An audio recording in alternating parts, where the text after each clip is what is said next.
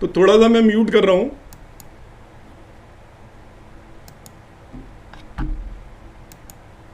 एक और जो ग्रुप है वैदिक एस्ट्रोलॉजी वाला, उसमें आप कोई भी कुंडली सेंड करते हो, मैं उसका किसी का भी आंसर नहीं करूंगा।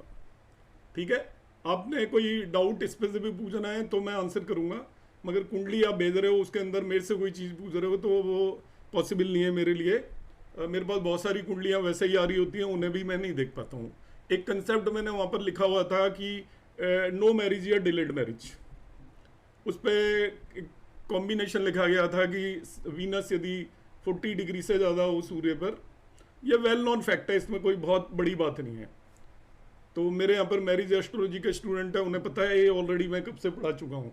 मगर ये बहुत अधूरा फैक्ट है, बृहस्पति और ओरा से पढ़कर लिखा गया है, मगर जो इसका फैक्चुअल है वो मैंने लिखा था। फैक्चुअल ये है कि ये नो मैरिज और डिलेड मैरिज कॉम्बिनेशन तब होता है जब शुक्र सन से आगे निकल चुका होता है। 43 डिग्री आगे निकलने का मतलब वो चला गया। शुक्र कौन है? वाइफ, वो बहुत आगे निकल चुका है, तो वो पॉसिबिलिटी नहीं है। यदि शुक्र पीछे है 41 डिग्री पर, काफी संभावना है, क्योंकि शुक्र अभी सूर्य की तरफ आ रहा है, तो वो आगे निकल चुका है, तभी नो मैरिज कॉम्बिनेशन स्ट्रॉन्ग बनता है। सेकेंडली, एक और कॉम्बिनेशन था उसके अंदर कि वो कंबस्ट है। कंबस्ट में दो कंडीशंस होती हैं ऑलवेज, वैसे भी हमेशा नियम याद रखिए, कोई भी प्लेनेट कंबस्ट है और वो पीछे है सूर्य से, ज्यादा खराब है, और वो कंबस्ट है मगर सूर्य से आगे निकल गया, कम खराब है। रीजन, कंबस्ट है और सूर्य से पीछे का मतलब अभी उसको सूर्य की तरफ जाना है, मतलब आग के अंदर अभी असली घुसना है, अभी तो उसको तपन महसूस हो रही है।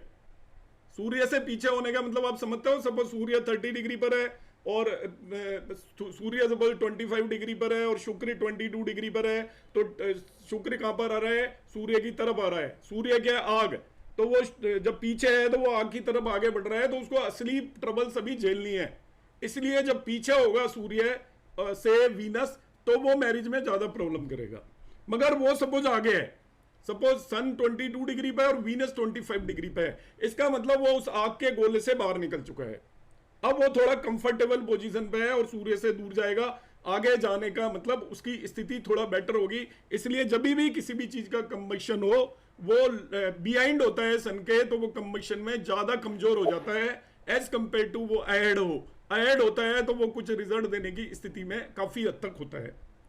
चलो, ये मैंने एक चीज बताई। अब आज जो मैं आपको बताने वाला हूं, आप मैच मेकिंग करते हो सब लोग, ठीक है। एक और क्वेश्चन था मोना पांडे मैम का, उनका मैं आंसर कर देता हूं। इसके बाद मैं आपको थोड़ा सा मैरिज से रिलेटेड बिल्कुल अलग तरीके की एस्ट्रोलॉजी बताऊंगा आज मैं आपको। मैच मेकिंग आप सब लोग करते होंगे और सब वरीड होते हैं मेरे पास कितनी कुंडली आ रही होती है। मैरिज से रिलेटेड मैं आपको डिफरेंट कंसेप्ट आप एक्सप्लेन करूंगा, बड़ा रेयर है, आपने शायद ही सुना होगा और बड़ा सटीक है। योग कारक प्लेनेट क्या होता है मोना मैम? आपकी जब भी कुंडली के अंदर कोई भी प्लेनेट एक साथ केंद्र और त्रिकोण का स्वामी हो जाए, एक साथ वही केंद्र का भी स्वामी हो और वही त्रिकोण का स्वामी हो, उस प्लेनेट को बोलते हैं अति योग कारक। अति वर्ड लिख रहा हूं मैं। अति योग कारक कैसे हो गया? आप एज्यूम करिएगा कि टॉरस लग्न की कुंडली है, वृषभ लग्न की, 2 साइन है, उसके अंदर आपका शनि 9th और 10th लॉर्ड हो गया।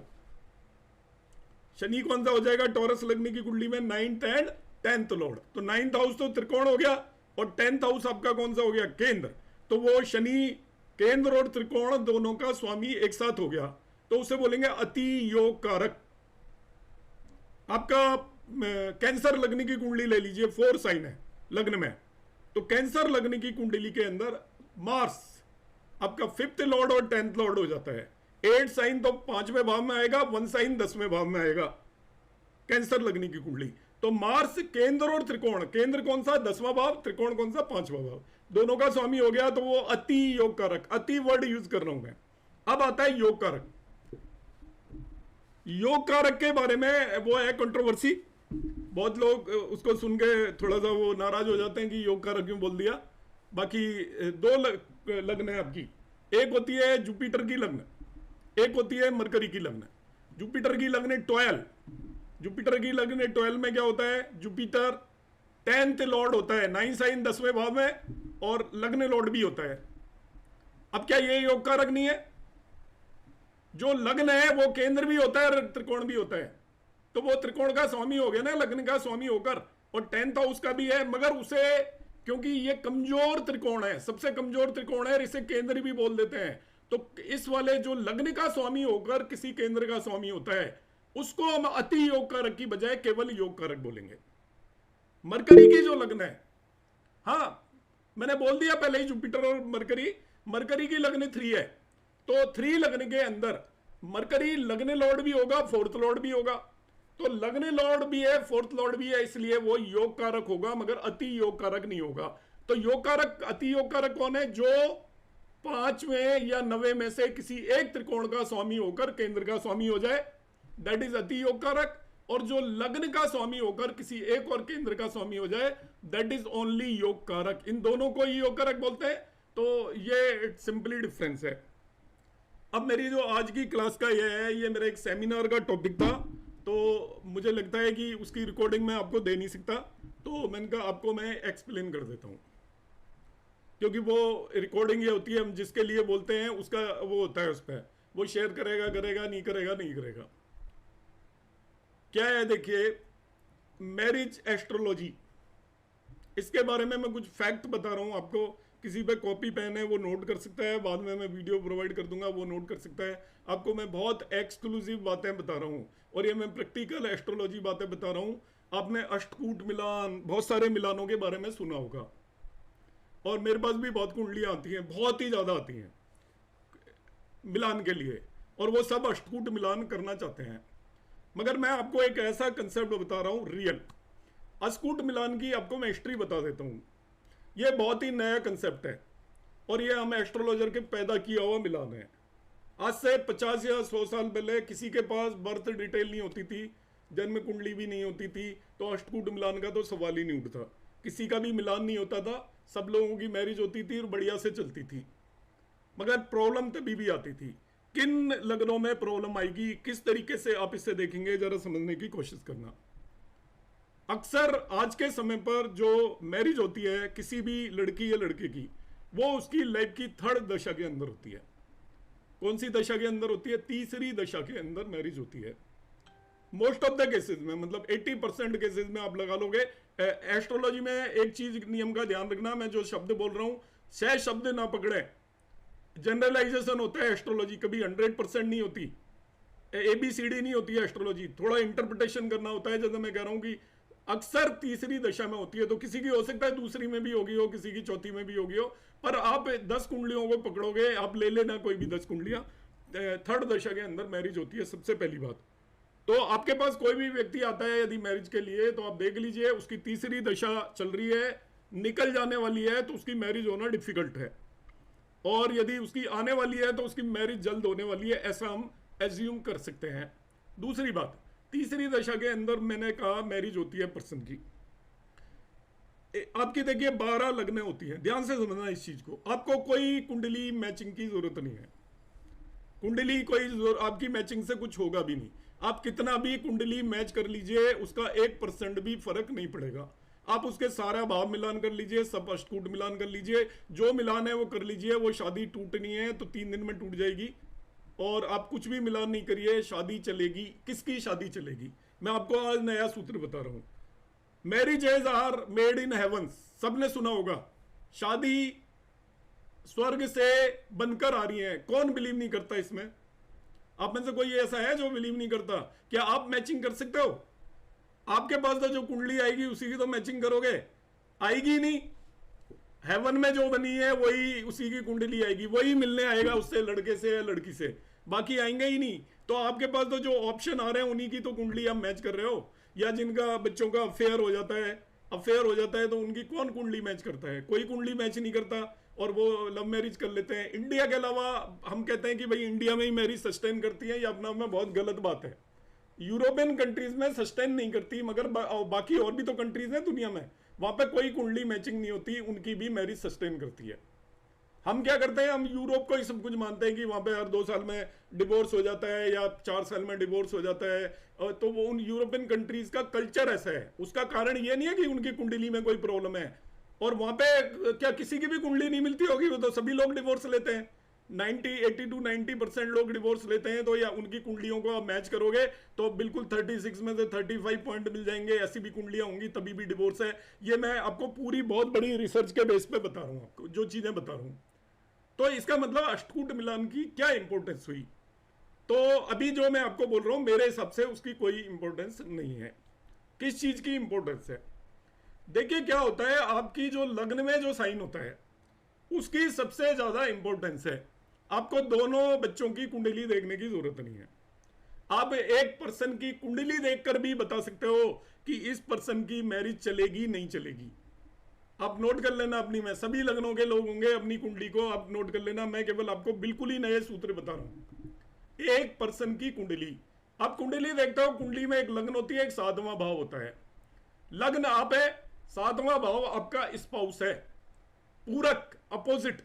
7वां भाव हमेशा अपोजिट होता है, आप देखिएगा, कभी भी मित्र नहीं होते। फर्स्ट और 7th जो लॉर्ड होते हैं वो कभी मित्र नहीं होते। किसी भी कुंडली उठा लीजिए आप, फर्स्ट क्यों नहीं मित्र होते? पाराशर जी ने क्यों 7वें भाव को बताया? पता है, मैरिज का भाव बच्चे के बाद बताया है। बच्चा तो 5वें भाव से होता है और मैरिज 7वें भाव से होती है।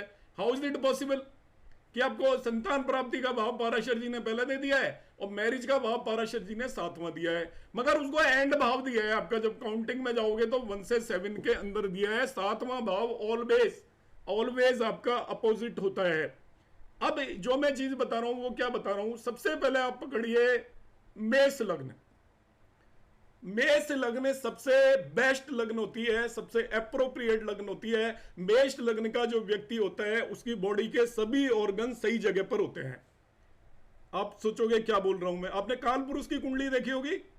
काल पुरुष की कुंडली में सर कहां होता है उसका? भगवान विष्णु का या शंकर का, जिसको भी मानते हैं, लग्न में होता है ना।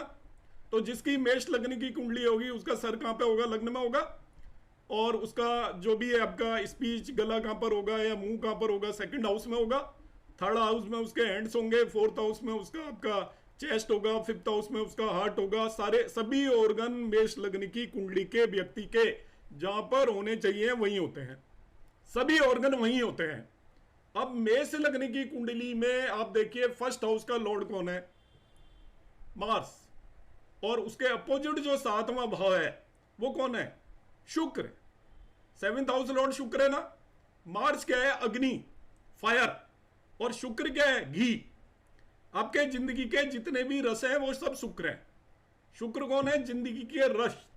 मैरिज में रस और लिक्विड का बहुत बड़ी इंपॉर्टेंस है। 7वां भाव एक्चुअली घी है। अब फायर और घी का जो कॉम्बिनेशन यदि होता है उससे बेटर कोई कॉम्बिनेशन नहीं है। भाई फायर को कौन इग्नाइट करेगा? यदि फायर के अंदर आप घी डाल देते हो तो वो इग्नाइट हो जाएगी कि नहीं? आग जल जाएगी कि नहीं? तो जो मेष लग्न का जो नेटिव होता है वो डिजायर करता है ऑलवेज कि उसको 7th शुक्र की कोई भी चीज मिले। मैं ये डिजायर बता रहा हूं कि आपकी लग्न से पता चलता है कि उसे क्या चाहिए। जो उसका 7th हाउस है वो उसे चाहिए। तो लग्न में मेष मार्स की लग्न है और उसका 7वां भाव किसका है? शुक्र का। मार्स की लग्न का मतलब वो क्या है? अग्नि तत्व को रिप्रेजेंट करती है। और शुक्र किसको रिप्रेजेंट करता है? घी को या रस को रिप्रेजेंट करता है। तो अग्नि किससे मिलना चाहती है? आपके ऑलवेज चाहती है कि उसके अंदर घी को डाला जाए। तो जिन लोगों की भी मेष लग्न की कुंडली होती है वो अपनी वाइफ या हस्बैंड से जी तोड़ प्यार करते हैं, वो उसे कभी नहीं छोड़ेंगे।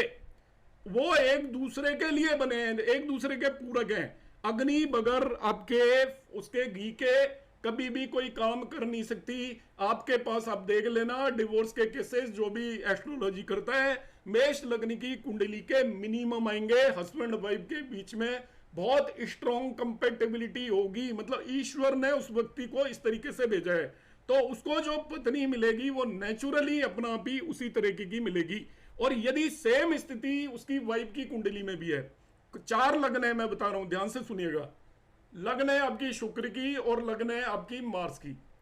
मार्स की लग्न 1, शुक्र की लग्न 2, मार्स के शुक्र की लग्न 7 और मार्स की लग्न 8, देखिए पास पास बिठा रखा है इन्हें, लग्न को भी पाराशर जी ने पास पास बिठा रखा है, 1 के बाद 2 और 7 के बाद 8।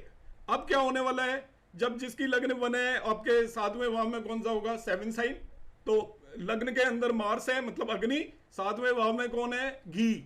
जिसकी लग्न 2 है उसके 7वें भाव में कौन होगा, मार्स, तो जिसकी लग्न के अंदर घी है 8वें भाव के अंदर कौन, 7वें भाव के अंदर कौन है, आपकी फायर। जिसकी लग्न फर्दर आ जाती है आपकी 7 और उसके 7वें भाव के अंदर फिर आपकी वो आ जाएगी लग्न इसकी मार्स की, और 8 है तो 7वें भाव के अंदर लग्न आ जाएगी शुक्र की। तो जिन लोगों की भी लग्न के अंदर शुक्र या मार्स की राशियां हैं, उन लोगों की मैरिज के अंदर कंपेटिबिलिटी की कोई भी प्रॉब्लम बिल्कुल आ ही नहीं सकती। आपके पास जो डिवोर्स के केसेस आते हैं, यदि 100 केस आएंगे तो शुक्र और मार्स की लग्न के आपके पास 10% से ज्यादा केस नहीं आएंगे, जबकि 4 लग्न कवर हो चुकी है, 12 में से 1/3 कवर होगी, मगर डिवोर्स के केसेस कितने आएंगे, केवल 10%। 10% से ज्यादा नहीं आएंगे इसके, और 10% को आप कभी डिनाई नहीं कर सकते, क्योंकि एक पर्सन है उसके अंदर और भी फैक्टर्स काम करते हैं। मैं केवल लग्न की इंपॉर्टेंस बता रहा हूं आज आपको। तो जब भी मार्स की लग्न हो तो वो उसके अंदर डिजायर है, ईश्वर ने उसको पैदा ही इस तरीके से किया है कि वो 7th हाउस की उसको डिजायर होगी। 7th हाउस का मतलब वो पर्सन इनक्लाइंड होगा टुवर्ड्स दैट, जो भी उसका स्पाउस होगा उसकी तरफ वो पूरी तरीके से इनक्लाइंड होगा, उसकी रिक्वायरमेंट होगी उसको। जी कोई बात नहीं, तो आपका उसके अंदर डिजायर होगी। अब देखिए एक दूसरी चीज मैंने बताई थी कि जो कालपुरुष की कुंडली होती है वो परफेक्ट कुंडली होती है। अब पाइसेस लग्न की कुंडली देखिए, पाइसेस लग्न में 12 साइन लग्न में बिठा दिया, पैर आपके सर की जगह पर है, सारा सिस्टम अलग होता है उसका। पाइसेस लग्न का पैर सर की जगह पर होते हैं, सर दूसरे हाउस में होता है, गले की जगह पर होता है सर, क्योंकि 12 साइन है। कालपुरुष की कुंडली में 1 साइन लग्न में आता है, और पाइसेस लग्न की कुंडली में 12 साइन लग्न में आएगा। तो 12 साइन किसको रिप्रेजेंट करता है, आपका कालपुरुष के पैरों को। तो उसका जो पूरा सिस्टम है, आपने सुना होगा इसका दिमाग घुटने में है, दिमाग घुटने में सुना है आपने, जिसकी 10 साइन होता है उसका दिमाग घुटने में होता है। कैप्रिकॉन, कैप्रिकॉन का क्या मतलब है, 10 साइन। 10 साइन किस चीज को रिप्रेजेंट करता है, घुटने को, और घुटना आपकी लग्न के अंदर आ गया तो दिमाग की जगह कौन बैठ गया वहां पर आकर, घुटना। ये प्रैक्टिकल चीज है, आप इसको वैसे मत मानना मजाक में, कि वो पर्सन क्या होगा, दिमाग घुटने का मतलब क्या होता है कि वो प्रॉपरली अपना माइंड यूटिलाइज नहीं करता, उसको दिमाग लगाने पर लेट होगा वो हमेशा। माइंड घुटने में कैसा होता है, जो अपॉर्चुनिटी है उसे तो मिस करके बैठ जाएगा, जिसको हम बोलते हैं स्लो डिसीजन। अपॉर्चुनिटी मिस कर गया और इसके बाद फिर बाद में पछता रहा है। तो इस तरीके की स्थिति होगी। जैसे जैसे आपका क्या होगा, लग्न बढ़ती जाती है, आपका एरीज लग्न की कुंडली सबसे एजाइल होती है, वो सबसे एनर्जेटिक होता है पर्सन, अपॉर्चुनिटी का इंतजार कर रहा होता है, उसके सारे ऑर्गन बिल्कुल सही जगह पर होते हैं, जैसे ही मौका मिलेगा उसको ग्रैब कर लेगा। तो उसकी लाइफ के अंदर अक्सर सभी इवेंट के केस में, सभी मैटर्स के केस में सबसे कम दिक्कत आती है। टॉरस लग्न में क्या हुआ, देखिए टॉरस के केस में क्या होगा, उसका 2nd हाउस में 3 साइन होगा। टॉरस लग्न के व्यक्तियों को आप देख लेना, वो स्पीच का खाते हैं। स्पीच का क्यों खाते हैं, जरा समझने की कोशिश करना, जो चीज समझ रहे हैं। मैं थोड़ा सा कंसेप्ट बताऊंगा, ज्यादा नहीं बताऊंगा इसमें। टॉरस लग्न का मतलब उसकी 2 साइन लग्न में बैठ गया। 2 साइन का मतलब उसका जो फेस है, जो गला है, वो लग्न के अंदर है, और जो उसका 3rd साइन उसके 2nd हाउस के अंदर चला गया। तो 3rd साइन का मतलब क्या हो गया, 2nd हाउस के अंदर 3rd साइन जाने का मतलब है, 3rd साइन कम्युनिकेशन को रिप्रेजेंट करता है। तो उसको वेल्थ किस चीज की वजह से मिलेगी, कम्युनिकेशन की वजह से मिलेगी। आप मिथुन लग्न की कुंडली के लोगों को देखते हो, बहुत बक बक बक करते हैं, बहुत ज्यादा बोलते हैं मिथुन लग्न की कुंडली के लोग।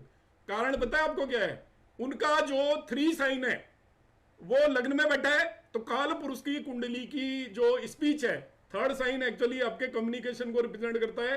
काल पुरुष की कुंडली में यदि उसको लग्न में बिठा दिया, लग्न में जो चीज होगी सबसे ज्यादा पर्टिकुलर पर्सन का फोकस वहीं पर होगा।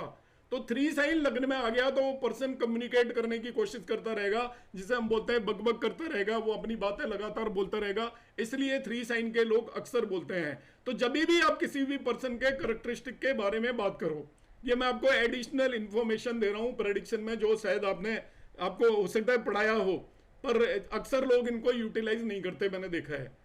आपकी लग्न के अंदर किस तरीके से चेंजेस हो रहे हैं काल पुरुष की कुंडली के हिसाब से, उन चेंजेस को आप हर एक कुंडली के अंदर जरूर विजुअलाइज करिए। अब आ जाता हूं मैं वही मैरिज पे। तो मैंने कहा 1, 2, 7, 8 लग्न की जिनकी भी कुंडलियां हैं, आपको दूसरे पर्सन की भी, यदि उसके स्पाउस की भी उन्हीं लग्न की कुंडलियों में है, उनका कोई डिस्प्यूट किसी हालत में नहीं होगा, ये आप मान लीजिए। आपके जो डिवोर्स के केसेस होंगे, ये पक्की रिसर्च बता रहा हूं आपको, और ये लर्निंग बहुत एडवांस लेवल की आपको कंसेप्ट बता रहा हूं मैं, अर्ली लेवल का नहीं है। आपके जो बहुत एडवांस एस्ट्रोलॉजर हैं जो 50-50 साल से कर रहे हैं, उनमें भी कम लोगों को पता होते हैं। ये चार जो लग्न है आपकी, किसकी, शुक्र की और मार्स की जो लग्न है, यदि स्पाउस दोनों की इनकी लग्न है, तो उनके डिवोर्स की पॉसिबिलिटी 2% होगी। एक अकेले की है तभी भी नहीं होगी, दूसरे की डिफरेंट है तब। एक अकेले की लग्न है तभी भी 10% से ज्यादा नहीं होगी। आप पे एरीज लग्न का व्यक्ति कभी नहीं आएगा ये कहने के लिए कि जी हमारा वो डिवोर्स होने वाला है। आपके पास टॉरस लगने का व्यक्ति कभी नहीं आएगा। अब देखते हैं, मैं एग्जांपल भी दूंगा। अब आ जाती है आपकी लगनी शुक्र और जुपिटर, बुध और जुपिटर की। चार लगन है बुध और जुपिटर की। बुध की है 3 और 6 और जुपिटर की है 9 और 12। और बुध और जुपिटर में क्या खास बात है पता है आपको? लग्न बुध की होगी तो 7वें भाव में जुपिटर जी बैठे होंगे, जुपिटर की राशि होगी। और लग्न जुपिटर की होगी तो 7वें भाव में बुध की राशि होगी। पक्का है, सबको पता है आपको। देखिए, जो बृहस्पति है, बुध तो जुपिटर को न्यूट्रल मानता है, मगर जुपिटर बुध को एनिमी मानता है। जुपिटर बुध को एनिमी मानता है। इन दोनों में बुध और जुपिटर को थोड़ा सा समझिए। बुध क्या है? आपकी बच्चे वाली बुद्धि। बुध क्या है? आपने एक बुक खोली, कोई भी बुक आ गई आपके पास और आपसे कह दिया ऐसे पढ़, आप पढ़ने लग गए, वो बुध है। आप जब तक पढ़ रहे हो तब तक वो बुक बुध है आपकी, मगर जब आप उसे सीख गए तो वो जुपिटर बन जाएगी। अभी मैं आपको एस्ट्रोलॉजी की एक बुक पकड़ा देता हूं कि भाई इसको पढ़िए। आपने कारकत पढ़ना शुरू किया, एरी साइन के कारकत होते हैं, बड़ी इस तरीके की राशि होती है, वैसी राशि होती है, पहले भाव के कारकत होते हैं, आपने पढ़ लिए। 15 मिनट बाद पूछोगे, आपको एक भी याद नहीं होंगे, शायद एक आध याद होंगे। याद नहीं है तब तक तो वो बुध है, जब तक आप उसे पढ़ रहे हो। मगर जब आपके दिमाग के अंदर वो बैठ गया, आपको पता लग गया, वो आपका जुपिटर हो जाएगा। आपने एक बुक पढ़ी, पहली बार में पढ़ोगे आप, दूसरी बार में पढ़ोगे, तीसरी बार में पढ़ोगे, इसके बाद एक आपको पर्टिकुलर टॉपिक देखना है। आप क्या करोगे? फटाफट पेज पलटोगे, आपको पता होगा वो कहां पे मिलने वाला है। पहली बार में नहीं पता होगा कौन सा टॉपिक कहां पर मिलने वाला है। पहली बार में तो you will just go through it. तो जब तक हम उसको पहली दूसरी बारी में किसी बुक को पढ़ रहे हैं तब तक वो बुध है। मगर वही बुक जब आप उसे 10 बार पढ़ लेते हो, वो आपका जुपिटर हो जाती है आपके लिए। जुपिटर एक्चुअली मैच्योर माइंड है। बुध जो है बुद्धि, वो इमेच्योर माइंड है। जब वो परिपक्व नहीं होता तब तक वो बुध है, और जब परिपक्व हो जाता है, जिसे हम बुद्धिमत्ता या विजडम बोलते हैं, तो वो जुपिटर हो जाता है। अब देखिए, स्कूलों में बच्चों को भेजते हैं, आपको मालूम है स्कूल में सबसे पहले क्या कराते हैं? वो प्रेयर। मॉर्निंग में खड़े होकर जब आप किसी भी स्कूल में चले जाइए, इंडिया में क्या किसी भी कंट्री में चले जाइए, इंडिया के अंदर इवन मंत्रास रिसाइट कराते हैं। आप जब भी भगवान की प्रेयर करते हो तो क्या करते हो? आप मंत्र बोलते हो। तो मंत्र बोल के क्या करते हैं? भगवान खुश होते हैं? नहीं, आप अपने बुद्ध को वो कर रहे होते हो, चार्ज कर रहे होते हो, बुद्ध को स्टार्ट कर रहे होते हो, अपनी बुद्धि को चार्ज। जैसे हम किसी भी चीज को चार्ज करते हैं, स्कूटर कार को चलाना है तो थोड़ी देर एक्सेलेरेटर देकर उसको चार्ज करते हैं। तो आपकी बुद्धि को चार्ज करने के लिए, चार्ज करने का तरीका क्या होता है? आप थोड़ी देर कुछ पढ़िए। देखिए, जो लोग बिजनेस करते हैं और उन लोगों को कहना है कि मेरा बिजनेस आगे नहीं बढ़ रहा है, आपको मैं बहुत शानदार रेमेडी बता देता हूं। उन्हें बोलिए सुबह किताब पढ़ के जाए, आपका कोई भी बुक पढ़ के जाए, न्यूज़पेपर पढ़ के जाए, कोई भी धार्मिक ग्रंथ पढ़ के जाए। हमारे धर्मों में कहा है ना मॉर्निंग में पढ़ना चाहिए। आपको पता है कि शुभ उसमें पढ़ना चाहिए, ब्रह्म मुहूर्त में पढ़ना चाहिए। बहुत लोग कहते हैं उस टाइम भगवान होता है। भगवान होता है या नहीं होता वो मुझे नहीं पता। आपका बुध एक्टिवेट आपने मॉर्निंग में कर लिया, दिन भर आपकी बुद्धि सही काम करेगी। तो जो भी लोग बिजनेस करते हैं उसका कारक भी बुध होता है, और बुध मीन्स बुद्धि होती है। तो आप मॉर्निंग के अंदर जिनका बिजनेस नहीं चल रहा है, उन्हें नियमित रूप से कुछ भी रामायण, सुंदरकांड या किसी न किसी चीज का पाठ करना चाहिए। बोलना नहीं है, आप यू रीड इट। तो ये बुध आपका काम करेगा। तो ये मैंने आपको एक अलग कंसेप्ट बताया। और जुपिटर बुद्धिमत्ता है, विजडम। विजडम किस पे होती है? बुद्धि बच्चे पे होती है। आपका बच्चा है 12th में पढ़ रहा है, उसके अंदर बुद्धि है। विजडम कौन है? उसके पापा जी में। वो कहेंगे बेटा ये तैयारी कर, इसका स्कोप चल रहा है आजकल, एआई पढ़ाई कर, एआई में एडमिशन ले। वो बुद्धिमत्ता है, बिकॉज मैच्योरिटी के बाद बुद्धि बुद्धिमत्ता में कन्वर्ट होती है। तो जब एक बुध मैच्योर हो जाता है, ज्यादा उम्र का हो जाता है, तो वो आपका जुपिटर बन जाता है। अब यहां पर मैरिज से क्या लेना देना है? तो मैंने कहा जब भी आपकी मरकरी की लग्न हो 3 और 6, तो 7वें भाव के अंदर जुपिटर होगा। मरकरी की लग्न हो तो 7वें भाव, तो मरकरी जनरली जुपिटर के अधीन होता है, बुद्धि बुद्धिमत्ता के अधीन होती है, सारी बुद्धिमत्ता की चलती है। तो जिनमें मरकरी की लग्न होगी, जुपिटर 7वां, वो पर्सन अपनी वाइफ और हस्बैंड की मानेगा। जिसकी भी मरकरी की लग्न होगी, ध्यान रखना, क्योंकि 7th हाउस में किसकी लग्न होगी?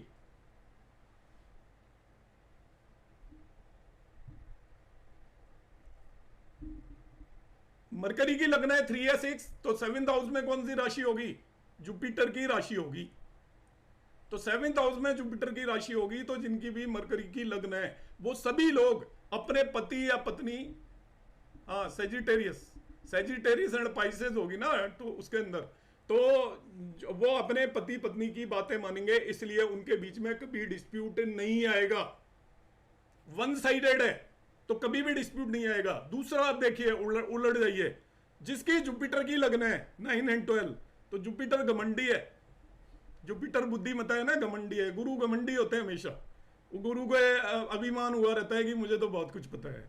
आप किसी भी गुरु के पास चले जाइए, सारे गुरु, हम सभी गुरुओं से हमने देखा है, वो बुक में भी अपना घमंड लिखते रहते हैं।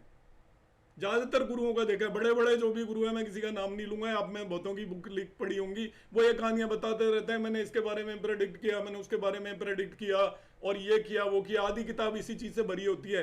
तो ये क्या हो गया? ये नहीं कि उनको ज्ञान की कमी है, मगर घमंड आ गया।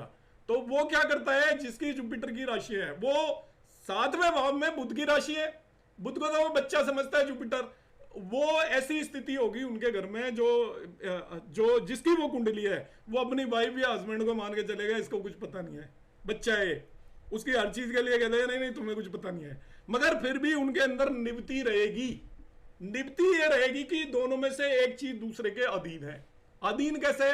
जुपिटर की सुप्रीमेसी रहेगी, आप ध्यान रखिएगा। बुध पर बृहस्पति हमेशा हावी रहता है, बुद्धिमत्ता बुद्धि के ऊपर हावी रहती है। तो इन दोनों की निभ जाएगी, 4 लग्नों की आपस में। मगर निभने में जो चेंजेस होंगे वो मैंने अभी बता दिया आपको।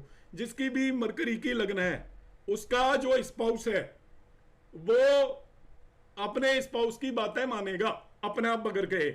मगर जिसकी जुपिटर की लग्न है, वो अपने स्पाउस को अपने से कम करके आंकेगा, मगर उनके बीच में कोई बहुत बड़ा डिस्प्यूट नहीं होगा।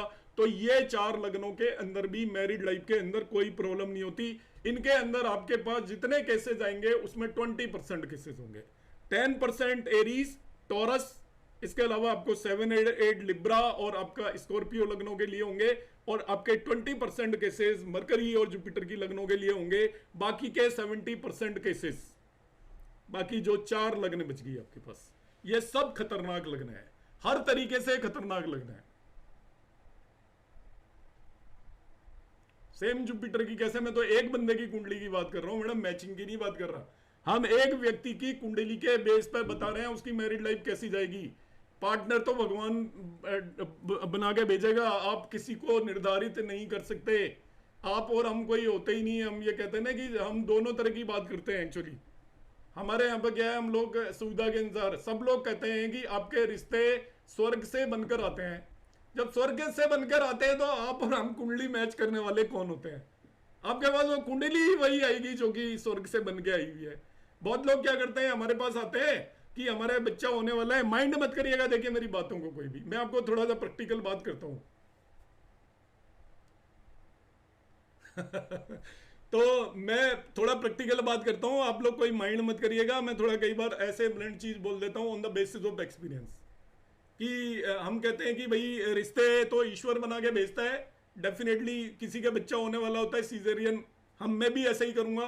मेरे पास कितनी कुंडलियां आती हैं, वो कहती हैं जी आप इनका टाइम बता दीजिए, हम कब ऑपरेशन करवाएं, कुंडली परफेक्ट हो जाए। मगर क्या होता है, देखिए ईश्वर विधाता जो चाहता है ना, आप कितना भी टाइम निकाल लीजिए उस समय पर बर्थ पॉसिबल ही नहीं होगी। डॉक्टर लेट हो जाएगा, ऑपरेशन में कुछ कॉम्प्लिकेसी आ जाएगी, वहां पे 10-5 मिनट का आगे पीछे हो जाएगा, आपका नवांश चेंज हो गया।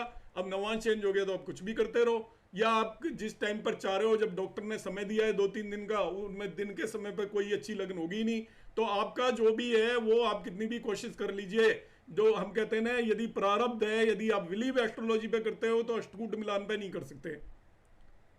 समझिएगा मेरी बात को, क्योंकि अष्टकूट मिलान में दूसरा कौन पार्टनर मिलेगा वो निश्चित है पहले से ही, आपके प्रारब्ध ने डिसाइड किया हुआ है।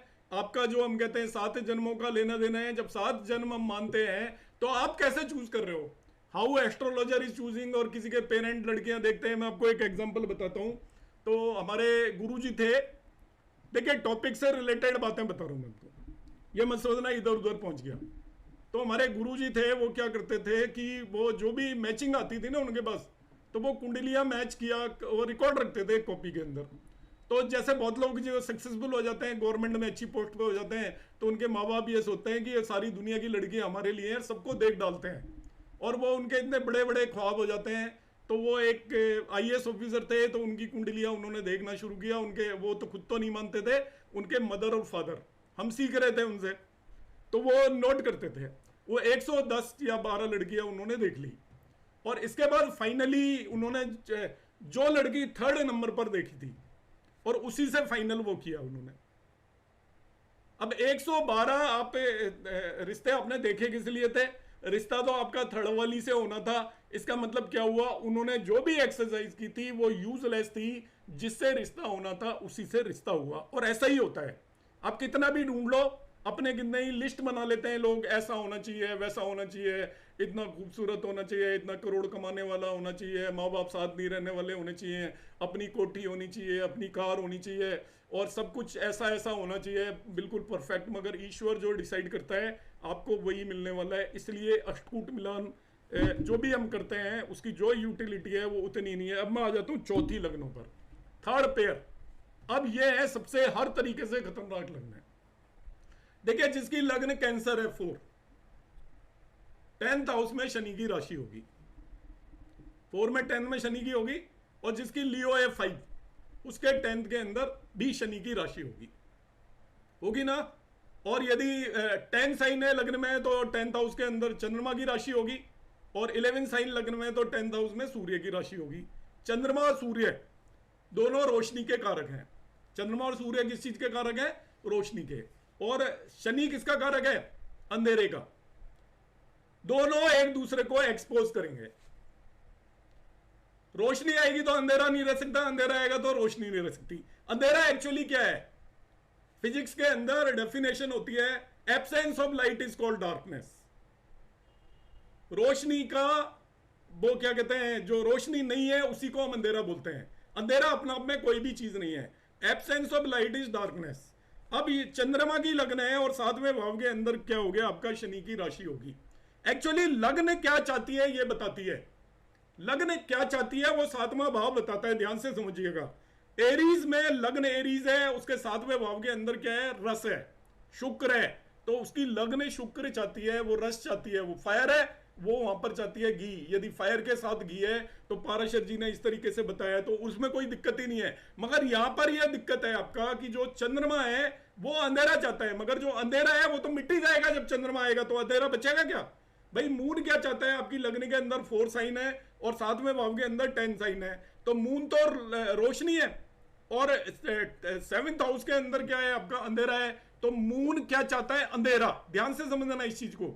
मगर जब मून आएगा तो अंधेरा बचेगा ही नहीं भाई। चंद्रमा की क्या टेंडेंसी होती है, चंद्रमा पूरी लाइट में होता है, धीरे धीरे धीरे धीरे धीरे करके बिल्कुल बंद हो जाता है, अंधेरे में चला जाता है, इसके बाद वो धीरे धीरे बढ़ता है, पूरी लाइट में आ जाता है। ये 7th हाउस कॉम्प्लीमेंट्री है। आपकी लग्न क्या चाहती है वो 7th हाउस बताएगा। मगर यहां पर देखिए डिस्प्यूट क्रिएट हो गया।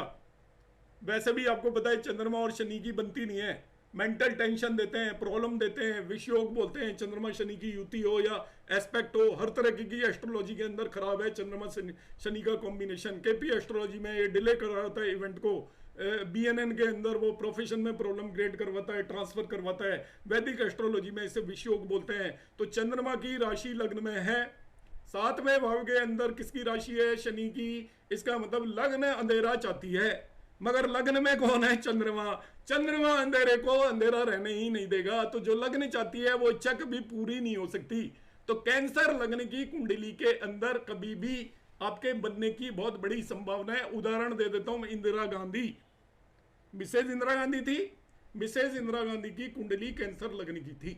और भी बहुत सारे मैं ऐसे एग्जाम्पल दे सकता हूं आपको। फिर आप आ जाइए, उलट जाइए, 10 लग्न है तो 7वें भाव में 4 आ जाएगा। तो 10 लग्न किसकी है? शनि की। वो क्या चाहता है? उजाला। शनि खुद अंधेरा है, वो उजाला चाहता है। अब वो अंधेरा है तो वो आपका खुद खत्म हो जाएगा जब उजाला आएगा। तो अब आ जाता है लियो लग्न, सबसे खतरनाक लग्न है सभी लग्नों में, जिसकी भी है वो मान लेना आपका। जिसको कहते हैं ना कि जो आपका एक बहुत बड़ी गायों का वो है, और उस गाय के अंदर, झुंड के अंदर जो बैल ऐसा है जिसे कोई नहीं संभाल सकता, वो लियो लग्न है। ये एक ऐसा बैल है, आपकी सभी राशियों को एक तरफ कर दीजिए और लियो को एक तरफ कर दीजिए, वो सभी को पीट के आ जाएगा अकेला। इतनी ताकत होती है लियो लग्न में। मतलब आपकी 11 की 11 राशियों को कहिए लियो से लड़ लीजिए, वो 11 राशियों को मार के भगा देगी। इतनी ताकत होती है लियो के अंदर। लियो लग्न की जो कुंडली है उसके अंदर, उसके अपोजिट भाव के अंदर, अब ये भी सूर्य की राशि है देखिए, तो सूर्य फिर उजाला, और उसकी इच्छा क्या है? अंधेरा होने की। अपोजिट राशि के अंदर 11 साइन है, तो जब सूर्य अंधेरा रहने ही नहीं देगा, वो एक दूसरे को खत्म कर देंगे। इसलिए जब भी एरीज लगने की कुंडली होती है, वो सॉरी लियो लगने की कुंडली होती है, उसके अंदर भी मैरिज नहीं टिकती। उसके अंदर मैरिज के अंदर डेफिनेटली डिस्प्यूट्स होंगे। तो जिन लोगों की लग्न 4 है, जिन लोगों की लग्न 5 है, जिन लोगों की लग्न 10 है, जिन लोगों की लग्न 11 है, कभी भी उनकी कुंडली ही आएगी आपके पास डिस्प्यूट के केस में 70% केसेस में, और उन्हें काउंसलिंग की जरूरत होती है डे 1 से। जिनकी ये लग्न है, किसी की बेटी है, उसे आप पहले ही समझाइए, संभल के आप रहिएगा, ध्यान से आप रहिएगा, आपकी मैरिज के अंदर डिस्प्यूट आने वाले हैं। किसी के बेटे की है, आपको कोई मैच मेकिंग की जरूरत नहीं है, किसी कुंडली की जरूरत नहीं है। आप ये सूत्र लगाएंगे, आपको बिल्कुल साफ साफ नजर आ जाएगा, आप लगा के देख लेना। बाकी सब बेस्ट लग्न कौन सी है मैरिज के लिए? 1, 2, 7, 8 the best. Second one 3, 6, 9, 12 second best. Third one आपकी जो वर्स, सबसे खराब। इन्हें हमेशा काउंसलिंग की जरूरत होती है, इन्हें एस्ट्रोलॉजर चाहिए, एल्डर चाहिए, घर के फैमिली मेंबर्स को सावधान रहना चाहिए, हमेशा समझाते रहना चाहिए। और कोशिश ये करनी चाहिए कि यदि आपका इनमें से किसी लग्न की कुंडली है, तो उसकी जिससे मैरिज कर रहे हो उसकी इनमें से किसी लग्न की कुंडली ना हो, क्योंकि दोनों में से यदि एक ठीक होगी तो इतनी कंपेटेबिलिटी आप करोगे तो उनके ऊपर बहुत ज्यादा कृपा होगी, बजाय वो कंप्यूटर में डालकर 36 गुणों को मिलाकर हम खुश हो जाते हैं, या कोई मंगल दोष के चक्कर में खुश हो जाता है, या इस तरीके की चीज़ों से। ये मैं आपको बहुत फैक्ट और प्रैक्टिकल चीज़ बता रहा हूँ। फर्दर दूसरी बात, इसके अंदर एक जो सेकंड सबसे इंपॉर्टेंट कंसेप्ट है, जब आपके पास प्रैक्टिकली मैरिज के लिए कोई भी